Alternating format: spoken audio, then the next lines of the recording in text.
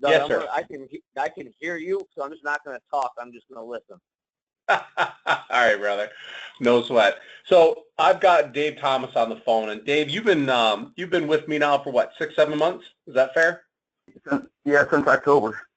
Okay. So could you do me a favor? Where were you in relationship to your volume of referrals and leads coming in back in October compared to where you're at today? Let's just start there. Yeah, so what's pretty crazy actually about that is I can't even give you a number of where my referrals were at in October because I didn't have a lead tracker. Okay. And so I wasn't using your lead tracker system, but really just as a volume, my volume went from, probably getting, maybe 0.5 referrals a day, a third, like a 33% to 50% referrals a day over a 30-month period. So you're looking at like 15 referrals a month, max.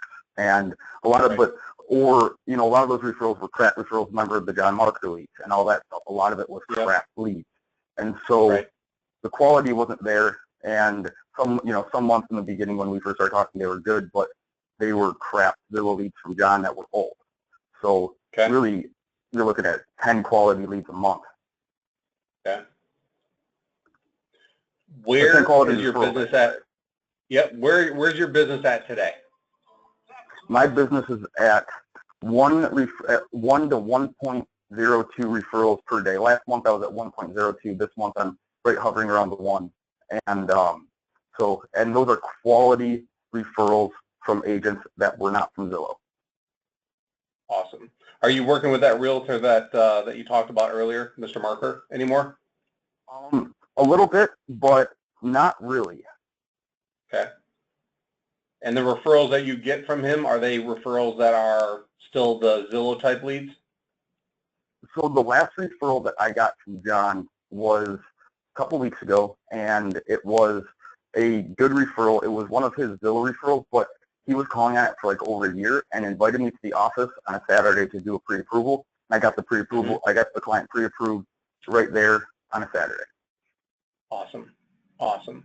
So what has been the biggest change in your business over the last 6 months that you can look back to and go, this is where my aha moment came from? Yeah.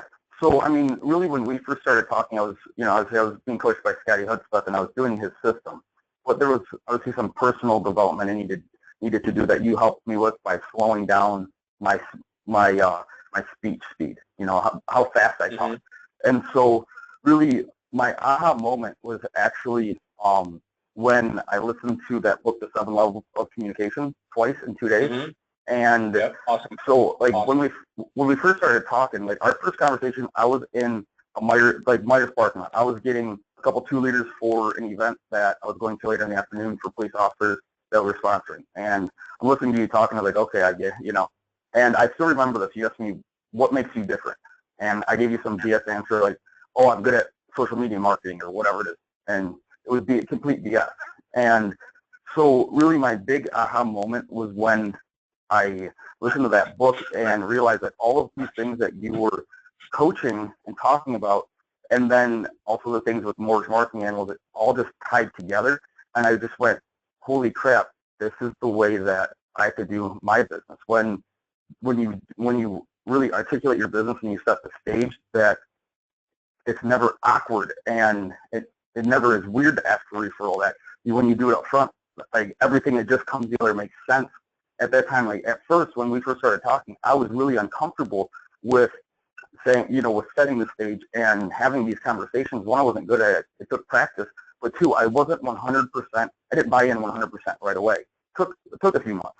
But then once I did, I didn't have to worry about how I worded things or the conversation I had with these clients about setting the stage and doing that, because it just came natural because I believed it. And I think the biggest difference in my business and the way that it is now is confidence and really the things that I say. Awesome. So what do you think that has given you as you take clients on? Like now that you have the language skills, what's that been able to do for you during the process?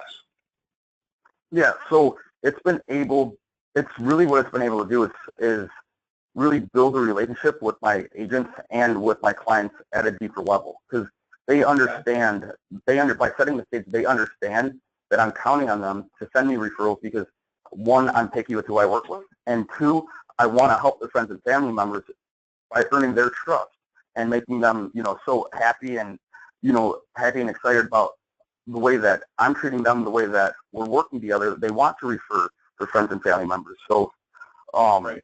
and then with agents, I mean, when I got a couple things that I could say about agents and how this changed it. For one, like when I'm on the phone with an agent or meeting with them, and I say, there's one thing really. I mean, there's three things that make me different. I can go into that, but there's really one other thing that I know I'm doing that no one else is doing around here. And let me tell you about it if you have a few minutes. And they just say yes. And so I go into saying that I understand that you're going to have the opportunity to send more buyers my way than I will your way. That's just the way it is. And so what I can do for you in result of that is that I set the stage with each one of my clients. Before we even talk about mortgages, I tell them about myself, where I came from, and then I tell them about how we'll manage their fears and expectations. We're going to negotiate, and and then I go into how I set the stage. And so then I tell the realtor, after I go all that, I tell them, if I'm able to earn your trust and help you secure the purchase of your mortgage, I'm going to be asking you for help. Can I count on you to refer your close friends and family members to me throughout the process? And they always say yes. And when I'm talking to clients, a little bit more clean than that, but when I tell an agent that, they go, really? Okay, that's awesome. I like it. And then, Why do you think the realtors like it so much? Why do you think the realtor likes that so much? Because, there goes the question at the beginning of the call, would you rather work with a lead or a referral? They would all rather work with a referral, and they will, and really, they will, if they can get a referral and not have to do any work for it, they're going to be enthusiastic about it. Say that one more time. They what about work? They don't have to do any work. That's a really good point. I never thought of it that way. Really good. Really, at the end of the day, I've had, one of the loans I have going on in process now. A lot of agents are lazy. There's a lot of loan officers that are lazy. We all can get lazy, but really, if they can get they have a loan officer that's setting the stage and setting it to have current, to get referrals out of it. Then when they talk to them about, referrals, it makes it even an easier conversation for them because that conversation has already been had. Right. How has it been? How has it changed the way you handle your clients? When you set the stage in the beginning, I know you and I have had some personal conversations about realtors referring you somebody that just isn't a good fit for your business, and how has it changed the way you handle your clients? Good or bad? Let me give you this example. It's changed the way that I handle my clients completely, and it has because I now understand the value that I have with my business. I understand my value, and if a client doesn't realize what I have to offer and my value, then it's not a good fit for my business, and I let them know that. And I tell my agents that I have this conversation. Here's one in particular. There is this mom that is looking to move back to Michigan from Mississippi, and I take her application. I go through all the initial conversation stuff. She liked it, so I took her application. We're working on getting her pre-approved. She's going to be getting me documents. So then I get a text message from the agent saying that her son stepped in, screwed it all up. I don't know who they want to go with, who they want to work with on the mortgage. I go, send me his contact information. I'll call him and I'll clear this up. So I call the guy and I introduce myself. We start talking, and I start going into the referability talk and how I setting the stage and all of that conversation. And then he cuts me off when I was in a mid-conversation after a couple of minutes of it. Because I'm not interested in that lovey-dovey stuff. Let's get down to what's important, and that's what's your rate. And I asked him, I go, well, what rate do you have right now? And so then he goes, well, what's yours at? I'm like, well, so then I said, I'm not going to have the best interest rate out there. You're going to find a better rate than what I have to offer online. But what I can guarantee you is, our service and the experience that you receive with us is going to be second to none. And then I went into going about, if all you're concerned about is interest rates, then we're not going to be a good fit. If you don't care about when your loan closes and the experience you have, and just care about that interest rate saving you about less than a Starbucks coffee a month, then we're not going to be a good fit for each other. And then he says, okay, bye. And then, so I basically fired the client, and I would have loved to get the deal, but he was rate shopping, and if that's what you care about, then it's never going to be a good fit. And so I told the agent about it. And before you just kind of pass by it, we've all been in situations, and maybe both of you have or have not, but I know I have. When you take on a client that you know that's not a good fit for your business, all you end up doing is giving away everything you have just for them to turn around and go and to leave you high and dry at the altar at the last minute. And it's because they don't approve. They don't approve. It's they don't care about what you're offering. So would you rather be fired or be the one that fires? I always prefer to be the one that fires. I don't want to ever be fired because somebody thinks that my value isn't there. I've learned to sniff it out and address it right out of the gate so that I don't have to waste my time. And to your point, Dave, you may not realize it, but you freed up more time and energy to work with other clients that care more about you than this guy did. But I want to hear what you said, what you told the realtor, because I think it's equally as important. Yeah, I mean, really to add on to that too is what I found is when I did that with that client and fired him, sure, I would love to have got the deal for the volume in the pipeline, but the realization of I'm in control of my business and no one else is, and I can't let a client control my business. And when you have that feeling, it feels great.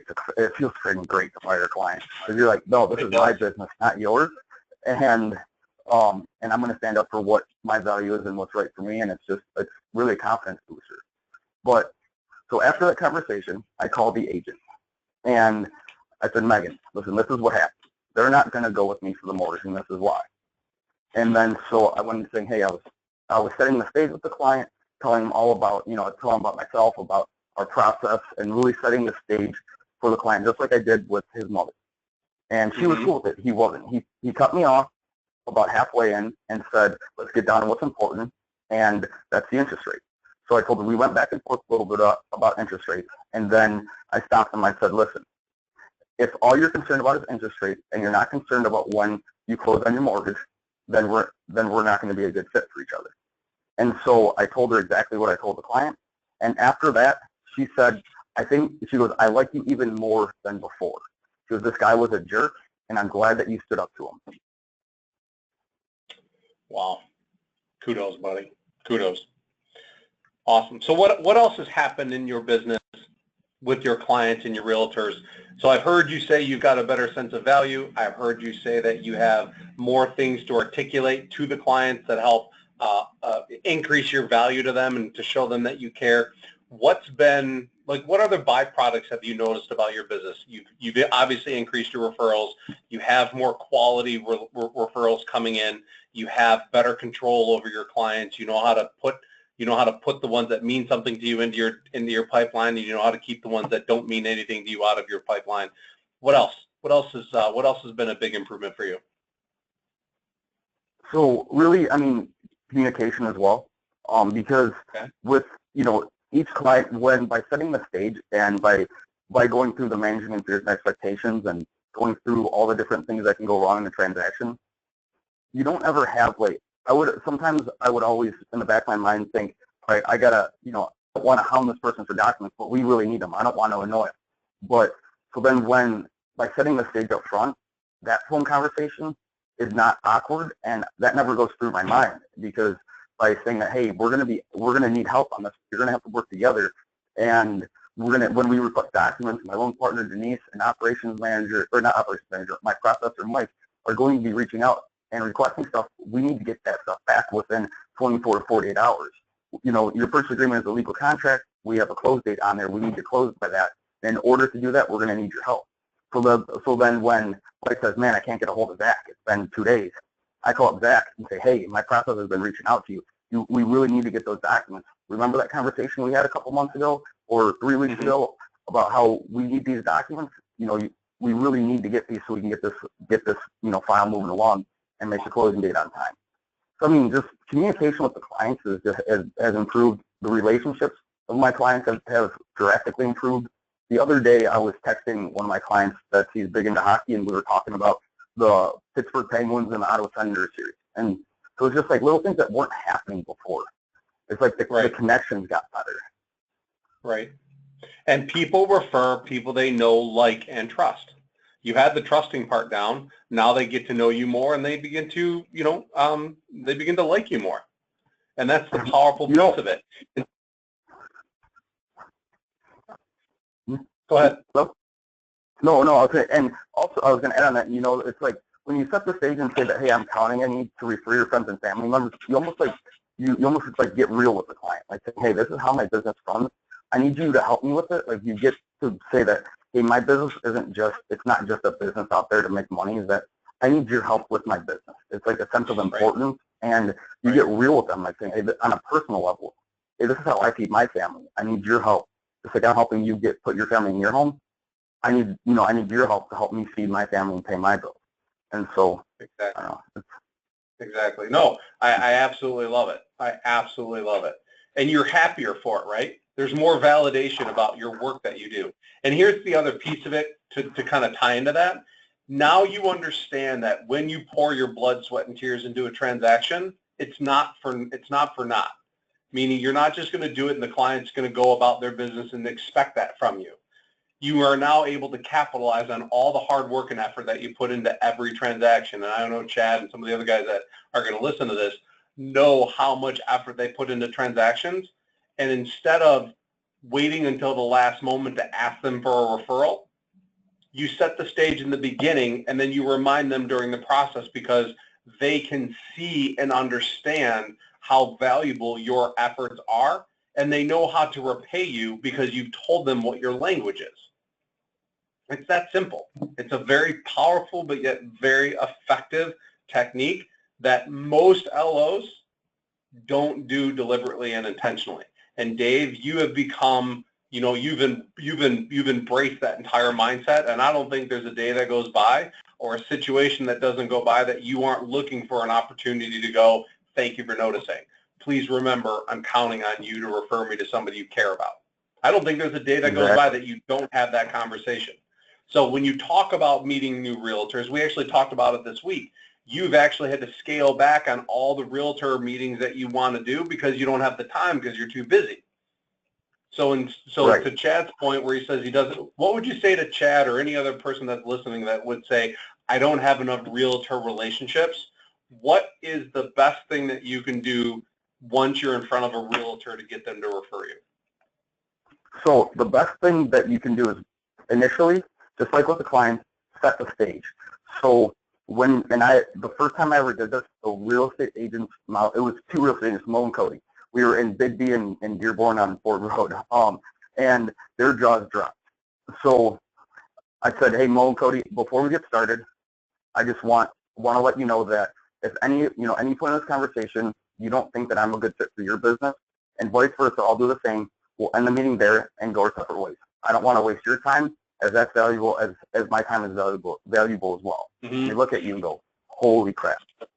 And so what I've noticed is I'd say in the frog stuff, that works, but instead of going into it, and you definitely get you can get into the family, friends, recreation stuff, but go into it and you ask them, when you ask an agent, what's your biggest challenge right now? And then so now you find out what are they struggling with. Then you ask them, what have you done in the past to overcome that challenge? And you see what didn't work for them, and then what are you doing? Then after I answer that, all right, what are you doing now? That was different from what you previously did. Now you learn about some of their strategies that they're trying now, and then you could go in and maybe throw some ideas at them and kind of, hey, what about this? I've heard this from some of my referral partners are doing this in the industry that's a little bit different, that might be able to help you overcome this challenge. And by doing that, you're adding value to their business, and you're building that connection by saying, hey, we addressed your challenges and I'm here to help you. And then you can go into how you set the stage with each client, what makes you different. But before asking those questions, you go into what makes you referable. And then before you let them answer, say, all right, these are the top 5 things I hear from all the top producing agents in the area, and here they are, always available. You know, I work hard. I have access to MLS, and I market on social media. Those are all the common answers. But so outside of those, what makes you different? And they don't know how to answer it. I mean, we went over this loan officer roundtable event, and they don't know how to answer it. And that's like when you can go in there and really stump the real estate agent, and what really you're doing is they think that they're in control of everything, that you need them. But when you can do that, when you can really speak with them about that, ask those questions, and articulate the conversation that way, you then take control away from them and put it in your own hands, and now you're the decision maker, and they're not. Right. Well said. Well said. Well said. I love it. I love it. Chad, I hope you got something out of this call today, brother. I think it's really important that you understand that if you're trying to expand your realtor network, the conversations that Dave just had with us and the conversations that I've told you are effective, that should give you plenty of ammunition and plenty of confidence to sit in front of an agent. And Dave, how many agents were you meeting with a week? Like, how many agents were you sitting down with and having this conversation with? Oh, several. Some weeks I toned it back a bit. I was doing anywhere between 5 to 15 for several weeks, and then I was doing, then I toned it back to a maximum 5 or 6. I didn't have the time to meet with 10 to 15 agents, but, so yeah, I mean, probably 5 to 6 agents steadily for several months until really the past month I couldn't. So a lot of like what I'm coming up with. So I'm in the house, right in market. You know, there's lenders galore. So my issue isn't necessarily when I get in front of an agent, I have, you know, enough character where they enjoy my conversation, and you know, the ones I've obtained so far that I did get a chance to actually sit down with are the ones I'm working with. My biggest thing is getting to that point of sitting down with somebody. I'm just getting a lot of no's and a lot of no thank you, I'm busy, and you know what I mean? That's what I'm good at. So, you know, after this call, if you want to talk more about it another time and go through some strategies, what I'm really good at, I'll tell you this, I suck at taking 1003s. I'm terrible at the applications. My operations manager kind of chewed me out the other day about it, and that's no joke. But what I'm good at is when I get on the phones with an agent that doesn't know me, I'm good at getting a meeting set in front of them. So one of the key things is you're going to get a lot of no's. You're going to get tons more no's than yeses. Just make sure that you stick with the consistent follow-up. So every week around the same time, you're calling them. And after the 6th, 7th, 8th, 9th call, they're going to say yes, or if they flat out say no, I'm not interested, stop calling me, take them off your list and move on from it. But when you're on the phone with a client or on the phone with a realtor and you're talking to them, you know, say, hey, Mr. Realtor, you know, I've heard a lot of great things about you in the industry. I'd love to treat you to a cup of coffee to learn more about your business and what makes you successful. And go in there. I tell the agents that I'm meeting with, I go, I'm not going to ask you for a referral. I'm not interested in that. I'm interested in learning more about you and what makes you successful. So maybe I can implement some of those strategies in my business, as well as maybe share those strategies with some of my referral partners. So now you're going in there instead of having the meeting thinking, oh, here's another lender that's just going to ask me for leads and I'm not going to ask me for referrals. I'm not going to get anything out of it. Whereas you're going there and this is a coffee meeting to talk strategy and, you know, how to build business, not this is all the programs I have to offer, send me business. Mm-hmm. Yeah, I definitely love getting more of your guys' ideas. Unfortunately, I can't really talk much. Yeah, no problem. Well, listen, you know what? This was a great call. Do me a favor, guys. Dave, send me your contact. Dave, send me an email, and I'll forward it over to Chad, and you guys can talk if you want. And then all I'd want you to do, Chad, is every week, make a commitment, man. I posted this today on Facebook. It's about practicing it. You now have the language skills to sit down in front of a realtor, and it's going to take practice. You're probably going to have to talk to 20 to 30 realtors to find 3 or 4 that actually want to work with you. And the reality is that most of the agents that you're going to talk to aren't a good fit because most of them are junk. Most of them have a job. And we don't want to work with realtors that just have a job because they're not going to do anything besides waste your time. Right. Right. So, all right, guys, that's all I have time for today. Have a great afternoon. Dave, thank you for your time, buddy. I'll see you at 2 o'clock. Chad, hope you feel better. Enjoy the holiday weekend, buddy, and everybody else that'll get this replay. Have a great afternoon. All right. Sounds good. I'll talk to you guys. Peace out, guys. I'll talk to you later. Oh, all right, bye. All right, buddy. Bye-bye.